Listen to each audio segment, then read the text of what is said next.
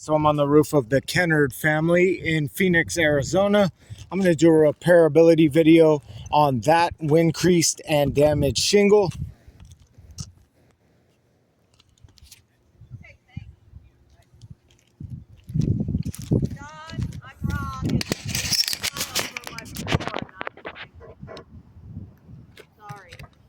So what we have here is we have a dimensional shingle. The shingle starts right here.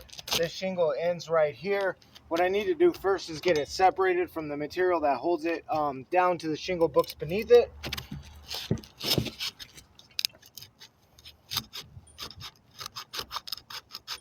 You got to do this slow and carefully in Arizona. These things just mat and stick together.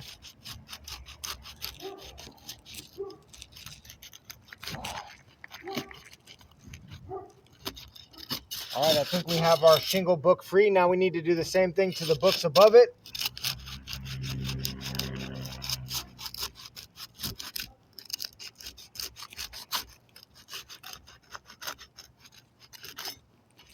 That's one book. We need to get this book as well. There we go. I think we have enough room to work. Now I'm going to remove the shingle from the decking. We start on one side. We just gently work our way from side to side.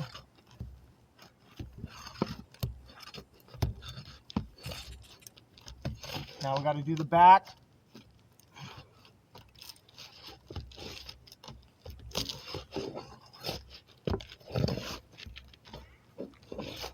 Oh, man.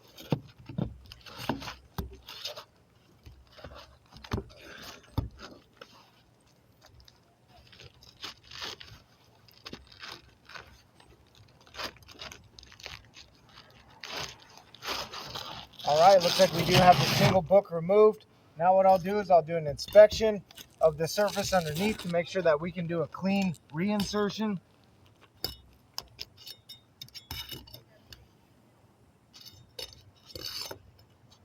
Oh, we're going to need to get this nail removed. Boom, that's done. Now I'll take the same shingle. I'll slide it right back into the place it was originally at.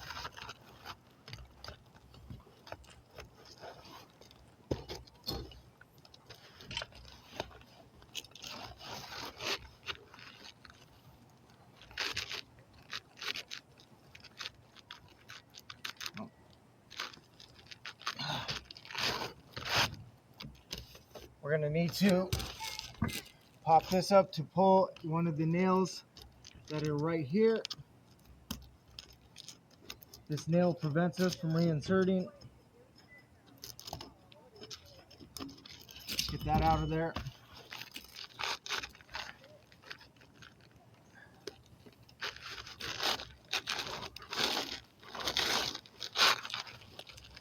Man, it's just getting hung up on the second row of nails, but it does look like we have it back in. Now I'll take my 1¼ per code roofing nails and the recommended roofing snake. The reason why we use the roofing snake is so that we don't have to lift these books more than necessary to get an appropriate nail strike.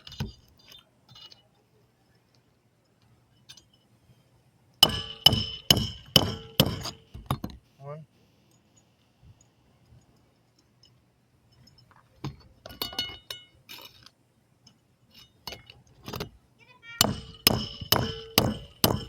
Two.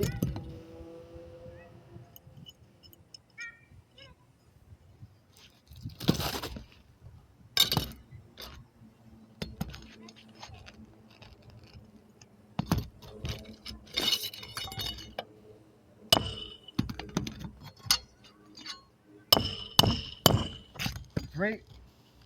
We need to pound this one in a little further.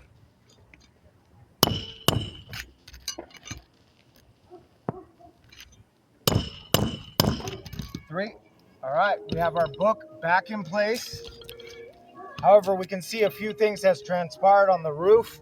We first noticed that this tooth has become delaminated. We can also see that this tooth has become delaminated. This tooth has become delaminated. We see a fracture right here. That's caused by the roofing snake. That's an impact fracture. And we can see that the nail underneath the shingles doesn't go down all the way. It always has a little lip on it from this roofing snake.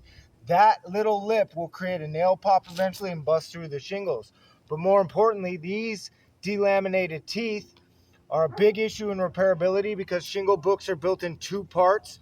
The top layer, which is the top, and then these teeth are separated from this bottom layer, and when that becomes separated, the shingle dislodges and eventually falls apart.